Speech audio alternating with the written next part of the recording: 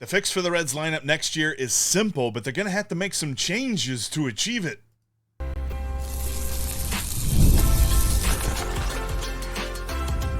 You are Locked On Reds, your daily Cincinnati Reds podcast, part of the Locked On Podcast Network, your team every day. I'm Jeff Carr, and welcome on into the Locked On Reds podcast. Later on in the show, I will give you my picks to go off this week, and I got two bats for you. One of them's obvious. The other's going to shock you and probably make you a little bit mad. In just a few minutes, I'm going to tell you why the first and the last games of this Marlins series are crucial for the guys on the mound for two totally different reasons. But we're going to begin with next season because the Reds have to find balance with their lineup for whatever next season looks like. I get it. I understand. Probably going to be a lockout. Probably going to be time lost, whatever. Once the Reds get back on the field, they're going to need some balance in this lineup because last offseason we said they need to add power. Because last year it kind of felt like they had a lot of weak-hitting contact guys. Now it feels like they've got all-or-nothing power guys. They went the other way. They like sacrificed contact for power, and you don't have to do that. I don't think. You just have to find the right personnel. I don't think, and by the way, and I know people keep saying this, and they keep wanting me to harbor on this, I don't think that this has anything to do with the hitting coach. I really don't. Like, the hitting coach can change his philosophy tomorrow. It does not matter what the personnel they have on the team. They've got to get better personnel. They need to get a contact guy for their lineup. In fact, I'm thinking about a guy that I poo-pooed, a guy that I did not want last year at all in the offseason. I would love for the Reds to go out and sign him this offseason, and that is Luis Arraez. And you're probably thinking, well, Jeff, there's going to be a bidding war for him. He's going to cost money. Yeah, and I don't know if you've heard this or not, but the owner's most recent CBA proposal included a salary floor of $171 million. As of right now, the Reds are at $128 million on the luxury tax. There's like different numbers for that. You kind of have to know which one you're looking at, but based on the luxury tax number, the Reds' payroll sits at $128 million, which means they got to add almost $50 million in payroll just to get up to the salary floor.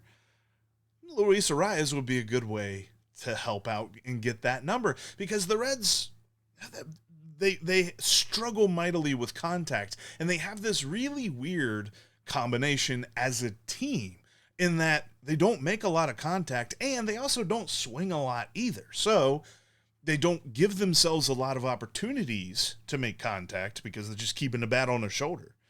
And when they do swing, they're not making a lot of contact. In fact, the Reds are bottom 5 in both contact rate and swing rate. And to compound matters, the Reds actually do lead the league in something when it comes to batting, and that is empty strikes. The combination of called strikes and swing and misses, or, whiffs. If you see this on a stat sheet, it'll show up as CSW, but called strikes and whiffs. When you put that together, league average for that is 27%, and the Reds are well above that as a team. And well above that literally means that they're at 28.4%. 28.4%. And you're thinking, Jeff, that's a 1.4% increase? Are we really that, losing our minds over that? Think about how many pitches. This is based on how many pitches a team sees in an entire season. It's in the tens of thousands. So 1% of tens of thousands is a lot of pitches that the Reds are just giving away empty strikes, whether it be called strikes or swings and misses. The Reds are really bad at this. In fact, only 4 Reds are below the league average rate. I said the league average empty strike rate is 27%.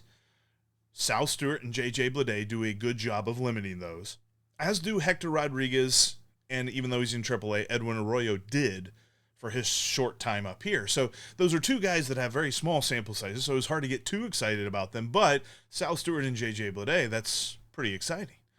But that's it. As far as guys that are even close to being qualified hitters, you've got 2 guys, because Hector Rodriguez and Edwin Arroyo are nowhere near qualified hitters. That's a lot of at-bats that you have to have, and they wouldn't have gotten there even if Edwin Arroyo had stayed on the roster. There's some other it's striking numbers when it comes to empty strikes. 1 out of every 3 pitches that Eugenio Suarez sees is an empty strike. Literally. 33.3% of the pitches that he has seen this year have either been a called strike or a swing and miss. That is ridiculous. Unfortunately, Gino's going to be a common theme here. And there's also another interesting way to look at this, because when you look at the Reds lineup, there's 2 guys that you look at. You look at Elly, you look at Sal. It's the 1-2 punch at the top of the lineup, gets everything going. If those guys aren't hitting, it's really tough for the Reds to win. And while those guys are examples and the best hitters on the team, there's actually a lot of room for Elly to grow, because 30% of the pitches that Elly sees are empty strikes, whether it be called strikes or swings and misses. And he also swings well below league average. A league average hitter swings 47.4% of the time. Elly swings 41% of the time. And the fact that StatCast says he's seen 1,812 pitches so far this year, that 6% is a massive number of pitches that he is just leaving his bat on the shoulder for. And then you also take into account 2024 and 2025, between those 2 seasons, he averaged seeing 2,714 pitches. Now, I'm not saying that Elly's having a bad year, because he's having a great year. Well, he's having a very good year. I think it could be great. He's kind of hit a skid here recently, but he's still hitting the ball really hard, still barreling up the ball very well. I think we will see him surge toward the end of the season and complete this year that has been very good for him, turn it into a great season. But his opportunity comes with just swinging at more pitches. It's weird to say. Like, whenever he first came up in 2023, we all were begging for him to be more patient. Now it's almost as if he has gone too patient and he needs to get more aggressive. Like, one of the things that he's actually done really well at is limiting the amount of times he's swinging at a pitch outside the zone. He is well above league average at limiting those chase pitches. But he also just doesn't swing in general. So he's not swinging at a ton of pitches in the zone either. So it just feels like you could get a little bit more aggressive and see his numbers just go crazy. But he's the example here, because, like, this whole lineup is full of empty strikes, and the contact rate is the thing for them, because there's only 7 Reds so far this season that have a contact rate better than league average. And only 2 of them are currently on the roster. There's a lot of guys that have been traded or hurt, you know, because Spencer Steer was up there, and Nathaniel Lowe actually led the team in contact rate. Nathaniel Lowe is a constant theme in and out of this. He limited the empty strikes. He had good contact rate, had good hard hit rate. It's a bummer that they ended up trading him, but I digress. Only 2 current Reds are on the list above the league average contact rate. And going back to Gino for a minute, talking about how many empty strikes he sees, his contact rate is 10% lower than league average. It's just been a bad year for him. And then you add in on top of the contact rate, because it's not all just about throwing the bat out there and the ball hitting it and, you know, just dribbling around the infield here. Hard hit rate is also a factor. Thankfully, the Reds do have 6 hitters above the league average rate, and among them you've got Elly de la Cruz, who's one of the top hard hit rate guys in the league at 50%. League average is 38.8%. Elly's at 50. Tyler Stevenson's at 46.6. JJ Bleday at 40.6. South Stewart at 39.4. Those guys are killing it. But the interesting thing you might have noted here, guys who I haven't mentioned yet at all, who don't have good contact rate, are very bad with the empty strikes, and don't hit the ball very hard, Matt McLain, Noelvi Marte, TJ Friedl. I think we all probably knew that about TJ Friedl. We probably knew that about Matt McLain as well. Noelvi Marte is a bit surprising, because it feels like when he does make contact, it's loud, but it's not very often that he does that. And then also Eugenio Suarez, although we've mentioned him, it's just because he's been very low on some of those lists, but he is among this group. These 4 guys are really hurting the lineup. And I know that they've done a good job of kind of working TJ Friedl out of it. Noelvi Marte is not playing every day because we continue to see what he does every single day, and that is not a whole lot. Matt McLain continues to play, and Eugenio Suarez continues to play. These are four guys that the lineup needs to improve upon next year. Go get yourself a contact first hitter. Also, for the record, the Reds as a team are tied with the Yankees in barrel rate, and they're only behind the Orioles and Dodgers in a stat called ex-Wobacon, which means that their overall offensive value should look very, very good, top 3 in the league, if their overall production were more like their quality of contact. So they're getting great quality of contact, not getting the production, i.e. they're unlucky. But I digress. The segment was not about the Reds being unlucky. The segment was about what they need, and they need a contact guy next year to really help this lineup out.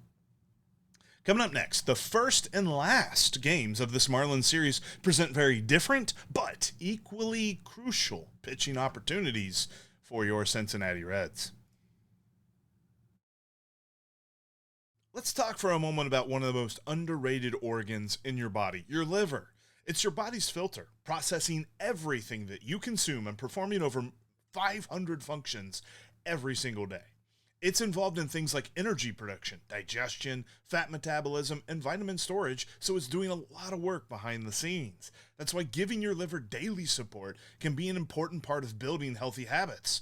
Dose for Your Liver is a clinically backed liver health supplement designed to support daily liver function. Unlike another capsule or powder, Dose comes in a liquid 2-ounce daily shot that tastes like fresh squeezed orange juice. It's 0 sugar, 0 junk, and 0 calories, making it an easy addition to your daily routine. Are you ready to give your liver the support that it deserves? Head to dosedaily.co/LockedOnMLB or enter LockedOnMLB to get 35% off your first subscription. Your body does so much for you. Let's do something for it. That's dosedaily.co/LockedOnMLB for 35% off your first month subscription. And before we get into the rest of today's show, it's time for the Everyday Icon, presented by Stance. As the official sock partner of Major League Baseball, Stance knows that greatness isn't built in a single moment. It's earned over time through consistency, preparation, and showing up every day. That's why each week we're recognizing one player whose performance embodies those same qualities. And this week's Everyday Icon is Chase Burns. Chase Burns leads this team in WAR. He has been the Reds MVP. He has a 2.61 ERA on the season. And did you know he leads all of Major League Baseball in win-loss percentage? Yeah, we don't talk about wins and losses for individual pitchers too much on this show, but it's cool to see for Chase Burns because he's had an amazing season. The Everyday Icon is presented by Stance. Check out the Icon collection from Stance. They've got premium comfort, performance, and durability designed for whatever your day brings. Use the promo code LOCKEDON at checkout for 20% off your purchase. Stance, the official sock partner of Major League Baseball. Learn more at stance.com. Thank you for making Locked On Reds part of your day, and thank you for making Locked On the #1 sports podcast network in the country. Look, you already make us your team every day. Now lock in with the Locked On Reds Everydayer Club. Check out the link in the description below, or you can just type in lockedonreds.supercast.com in your URL to check out more. It's $5 a month, $50 for the whole year. Get an ad-free audio podcast feed. Try to combine those into one word there.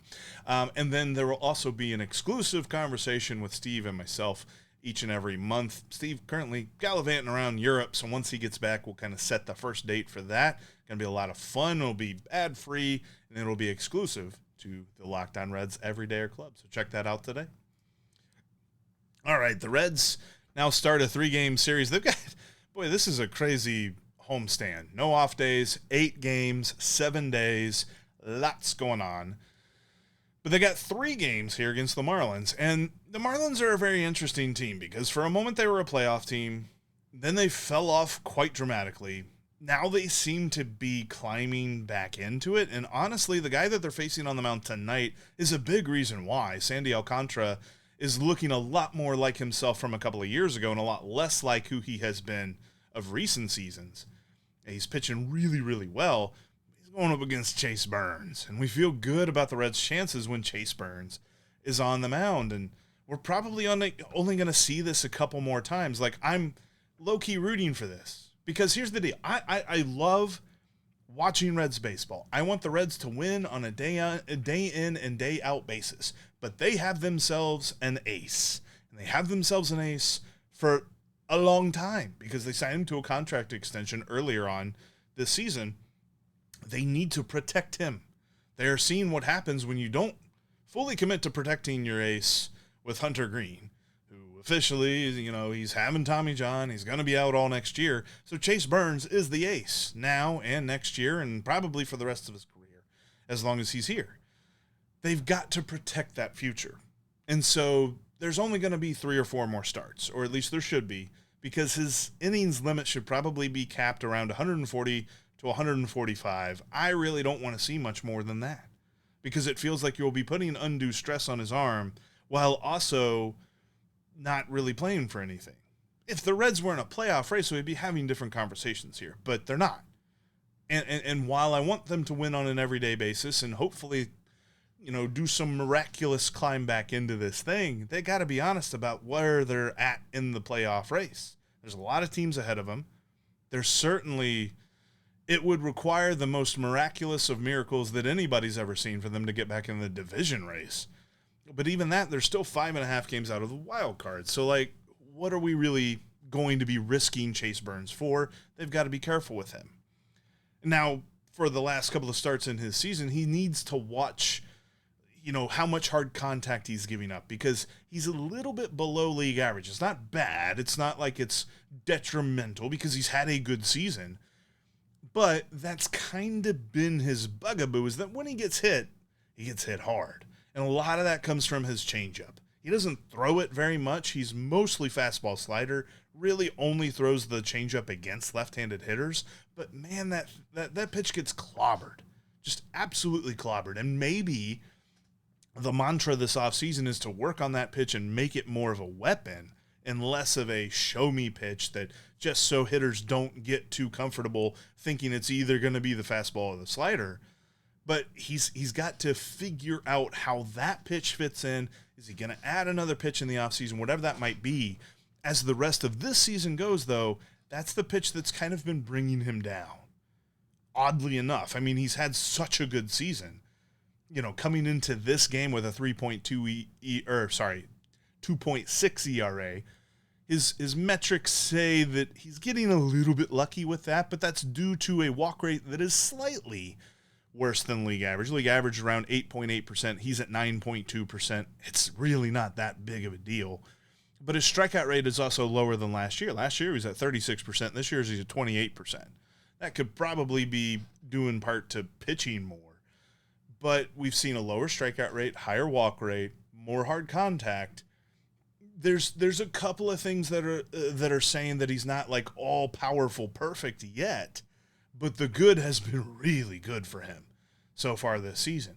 And what's interesting too about what Chase Burns can accomplish in the next couple of starts is that he can be the first Reds pitcher to win 15 games in a season since La Piedra did it back in 2019. It's been a while. Pre-COVID was the last time a Reds pitcher individually recorded 15 or more wins. And that's, again, we don't talk about wins and losses a whole lot when it comes to individual performances, because I think that it's a little silly. There's a lot of things that have to go right for a pitcher to get credited for the win. But at the same time, it is a, measuring stick for how good Chase Burns has been this season. His win streak was snapped in his last start, which was a bummer to see, but he still leads the major leagues in win percentage, for what that's worth. But then you also go to Sunday, because this start today is very big for Chase Burns, but you go to Sunday and you got Nick Lodolo on the mound, and there's a lot of questions that he has to answer. They're not questions that I can answer. There's the questions that Nick Lodolo has to answer. How does the breaking ball look? His first game back, it looked pretty good. Nice tight break to it. Looked like he was able to throw it without a whole lot of stress on his index finger on his left hand, which is what we all watch every time Nick Lodolo throws a pitch. I would love to live in a world where I no longer care about how Nick Lodolo's finger reacts to a pitch, but sadly that's not reality. So how does that go? And then can he build his other pitches off of his breaking ball? Because that was really where he struggled against the White Sox, is that whenever he wasn't throwing his breaking ball, he was throwing his fastball or his changeup, it was getting clobbered. And a lot of that's just due with, okay, first start back in a month, understood, that's fine. He only threw 70 pitches in that game. And so there was a lot of that, like, okay, first start back, let's see what you got. Now it's time to go, time to start building. Because again, with that 70 pitch start last time out, is he going to stretch it to 90 to 100 pitches on Sunday? Or will it be more like 85 to 90? Because those two things feel very different. Those two things almost feel like the difference between 5 and 6 innings, or even 4 and 5 innings, for that matter. And with this stretch of 8 games in 7 days, the starters going as long as possible will be a big deal. The other part about this, and I say this with a grain of salt because the Marlins are pretty good overall as a lineup. They're not amazing, but they're also not horrible. But will he pitch more innings, given that the Marlins are one of the lower teams in average number of pitches per at-bat? They don't see a lot of pitches. So can he play on that and pitch deeper? And a minor storyline, those two guys are what dominates this series for me, how those guys play. But one of the other minor storylines that I'm going to be looking at is Emilio Pagán going to pitch? There was a save opportunity at the end of the White Sox series, and Julian Garcia got it. And Emilio Pagán had pitched one time in the last week. So it's not as if he was, like, overly tired. And I know that after the game, Tito said that there was some soreness with Emilio Pagán. Like as if soreness was supposed to comfort us. I don't know why he would have thought that. So I'm curious, does Pagán pitch against the Marlins? That's going to be an interesting thing to watch. But the main two storylines are involving Chase Burns and Nick Lodolo, and those are the guys that I'm going to be watching really closely. But coming up next, Elly is my obvious pick to go off this weekend, but joining him, I got a second pick for you. And he's a player that you're going to think I am absolutely insane for picking.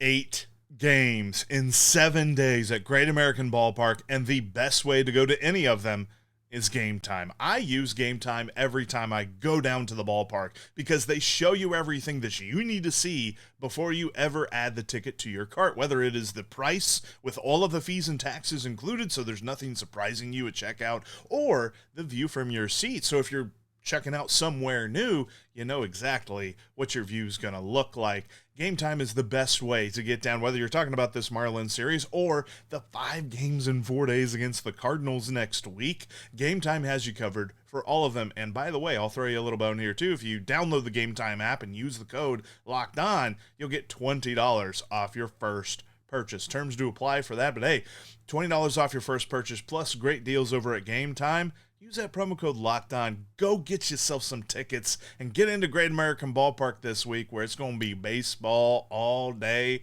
every day. I invite you to continue the conversation. Couldn't think of the word. I invite you to continue the conversation with me after the show is over. You can follow me on Twitter at Jeff Carr with 3 Fs. You can follow me on TikTok as well, at Jeff Carr with 3 Fs. I just realized I called it Twitter, not X. Hey, how about that? Still a thing. Whatever. You can also follow Steve on X, at S. Offenbaker with 2 Fs. And you can follow the show on all the social media platforms at Locked On Reds. Coming up this weekend, there are 2 bats that I think are just going to go off. The first one is obvious. It's Elly De La Cruz. Elly De La Cruz loves facing the Miami Marlins. Loves it. He has 93 career plate appearances against the Marlins. His slash line against them is 349, 419, 590. He murders the Marlins. And actually this year so far, he's kind of been due against the Marlins. So, like, his career says one thing. What's happened so far this year has been different. He's only 3 for 15 against Miami so far this season. So he's kind of due. And when you mix due with back of the baseball card says dominate, he's going to have a good weekend. I feel good about Elly de la Cruz going off. In fact, for the entire season, Elly has been one of those guys.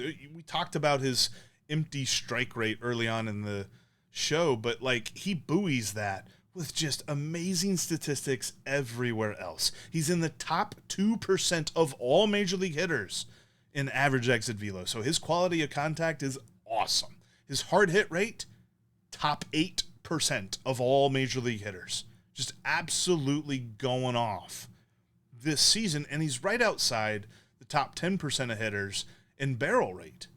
He's been a fantastic at bat all year long. He had a rough road trip. Didn't finish very well in Chicago. He did add a couple of RBIs in the first game, but for the most part, it was a pretty empty trip to Rate Field there in the south side of Chicago. So he's going to be looking to get in the bat hot again as he returns home. And I think he will, because he's done well against the Marlins. He's done decently against Sandy Alcantara tonight. I was looking at his matchup with just specifically the Marlins starter for tonight. He does have a couple of doubles off of Alcantara. No career homers, but a couple of doubles and a couple of hits past those doubles as well. I really am looking forward to seeing what Elly de la Cruz is going to do this weekend. But got another pick for you. This is a pick myself that I struggled with because there are numbers, there are metrics, there are lots of statistics that are pointing me in this direction. And I don't like any of them because the name I'm about to say you're going to hate. And that's Ke'Bryan Hayes. I think Ke'Bryan Hayes is going to have a multi-hit game this weekend. And I think, dare I say, he's going to go yard. Going to get a homer. I don't know if it's going to be off Alcantara. I don't know who specifically it'll come against, but I think at some point this weekend it will. Just hear me out on this. He's definitely going to be starting today. He has the most hits of any current Cincinnati Red against Sandy Alcantara. He's got 5 hits, to be exact. They're all singles, but he's hit them. He's seen them. He knows what to expect. So he's going to be in the starting lineup, probably hitting 8th or 9th, whatever. The thing about him is, though, like, we talked a lot early on in the show about the empty strikes, the contact rate, the hard hit rate. And I didn't mention him at all. And that's because this is one where it's like, you know, I don't know if you remember that ESPN show, Numbers Never Lie. There's some truth to that when it comes to statistics. And if that's the case, we should all not be as down on Ke'Bryan Hayes as we are. Because literally everything is pointing to him not being as bad as he currently is. He's got a better than league average hard hit rate. He's got a better than league average contact rate. Now, he is slightly worse than league average on the empty strikes thing, but the contact rate and the hard hit rate are there. He also has a batting average of balls in play of 152, or, 140 points lower than league average. If there's a poster child for unlucky, it's Ke'Bryan Hayes. As much as you and even I've joked about him. I've made fun of how bad his season has been. I said the other day, one of the things I'm looking for the rest of the season is, can Ke'Bryan Hayes get his OPS plus above 30? Which is just awful. But all season he has been awful. And all of these numbers, whether it's the metrics that say he can hit the ball hard or the metrics that say that he's just not finding grass with the balls that he puts in play, I mean, he can't be this bad at hitting, right? Like, this is going to be one of those dudes. And I think that after the season is over, because I love, everydayers will know, I love to talk about statistics. You know this.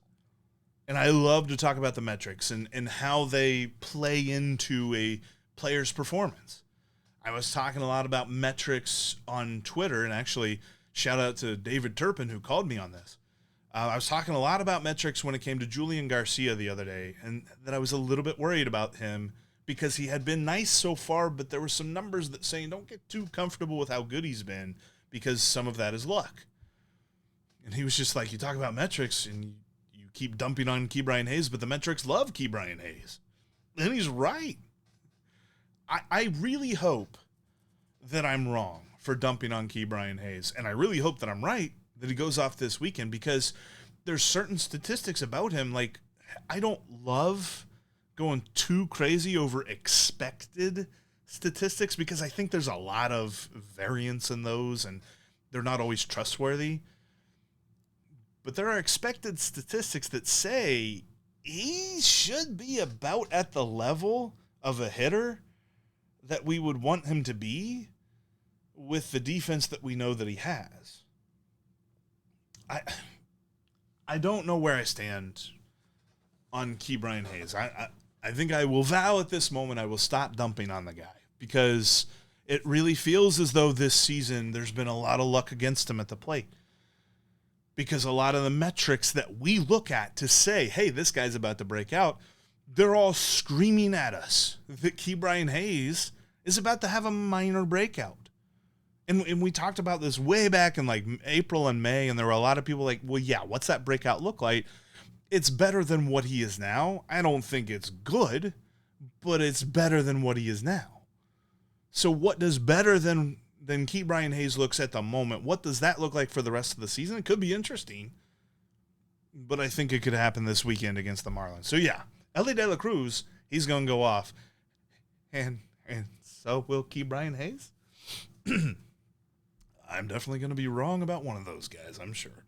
Anyway, thanks for checking out today's Locked On Reds podcast. On Monday's show, we'll get you set for the gauntlet of games against the Cardinals. 5 games in 4 days at Great American Ballpark between the Reds and the Cardinals. Baseball!